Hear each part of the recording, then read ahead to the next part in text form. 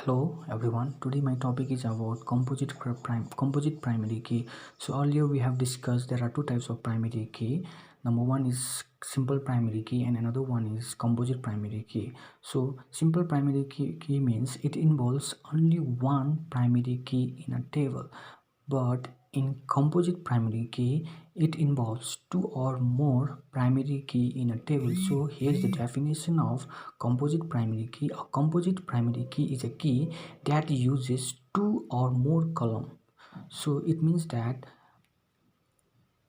to declare a composite primary key, there should be more than two primary key in a table. So to uniquely identify each row in a table, so once we declare a primary key, every record of a row identifies uniquely. So here is the example of a composite primary key. So we have created a table name called teacher, and within the bracket we have declared a column name like name, subject and department number. In this table we have three attributes like name, subject and department number, and we have declared a varchar and integer, and we have declared a constant over here. So here we have declared a composite primary key name comma subject. So to specify composite primary key, then it must be specified separately. It means that to declare a composite primary key, it must be specified separately.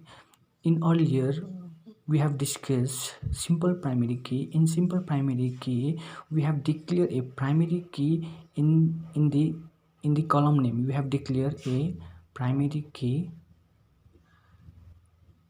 in a column, but in composite primary key we have to declare separately. So containing the list of attribute, it composes of separated by comma. So we have given comma over here. There are two types, there are two attributes, and within attributes we have separated by a comma and within parenthesis. So we have given a parenthesis nothing but is a bracket, and we have given